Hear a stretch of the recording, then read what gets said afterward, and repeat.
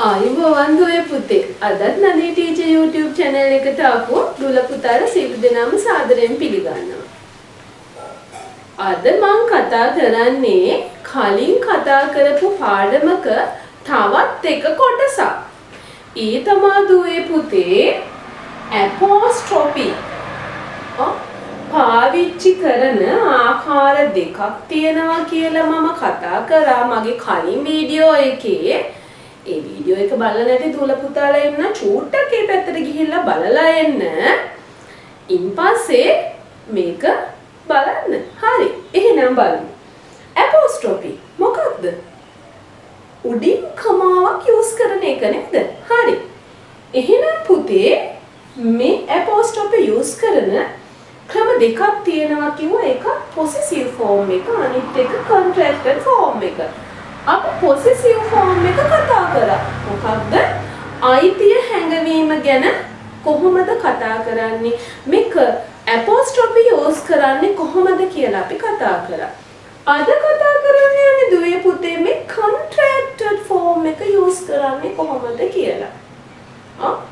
බලමුද චුට්ටක් එහෙනම්. මේ contracted කියලා කියන එකට තවත් සමාන නමක් තමයි ඔයාලා මේක නම් ගොඩාක් අහලා ඇති. short කරනවා.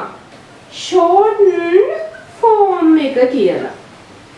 මේක චුට්ටක් හුරු ඇති. මොකද short කියලා කිව්වොත් කෙටි කරනවා කියලා කියන එක කොහොමද තේරෙනවනේ. එතකොට shorten form කෙටි කරලිවීම. එහෙනම් contracted form කියලා කියන්නේ shorten form කියලා කියන්නේ එකයි. දෙකම එක නම. එහෙනම් දුවේ පුතේ මේ shorten form එකේදී නැත්නම් contracted form එකේදී apostrophe use කරන්න වෙනවද නැද්ද? ඔව් වෙනවා. එහෙනම් අපි බලමු example කීපයකින් කොහොමද මේ apostrophe use කරන්නේ කියලා.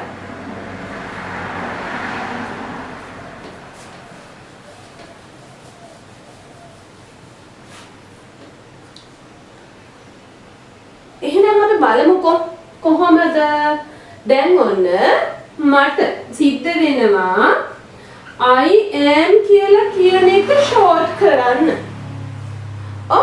I am කියන එක අපි short කරනවා කොහොමද? I'm කියලා. මෙයාගේ negative form එකට අපි මේත් එක්කලා යමු. I'm not. I am not. එහෙනම් මෙයාව කියලා මෙයාගේ වෙනසක් වෙන්නේ නැහැ.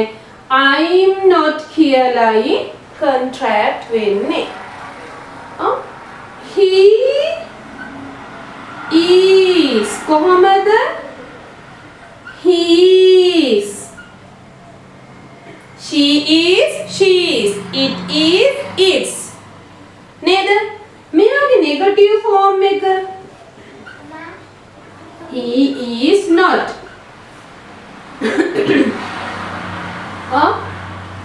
He is not තමා දැන් short වෙන්නේ isn't කියලා. මෙන්න මේ ආකාරයෙන් දිගට යෙදෙන යෙදුම් දිග යෙදුම් අපි කෙටි කරලා මෙන්න මේ විදිහට මේ apostrophe ආධාරයෙන් අපි කෙටි කර ලියනවා. එහෙනම් දුවේ පුතේ මම එකින් එක ලියන්න යන්නේ නැහැ. ඔයාලට අධ්‍යයනයෙන් තෝරගන්න පුළුවන් මෙයා කොහොමද short වෙන්නේ කියලා. එහෙනම් දුවේ පුතේ මං හිතන්නේ ඔයාලා මේ දේවල් ටික බලලා contract වෙන්නේ short වෙන්නේ කොහොමද කියලා තේරුම් ගන්න ඇති. ඒකෙදි apostrophe පාවිච්චි කරලා තියෙන විදිහත් ඔයාලට තේරෙන්නේ ඇති. එහෙනම් දුවේ පුතේ මේ පාඩමෙන් ඔයාලා ගොඩක් දේවල් ඉගෙන ගත්තා. ඒ ඉගෙනගත්තු දේවල් අනිත් යාළුවන්ට share කරන්න.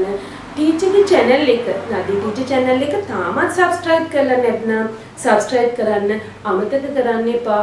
අලුතෙන් වීඩියෝ එකක් දැම්මහම ඉක්මනින්ම බලා ගන්න.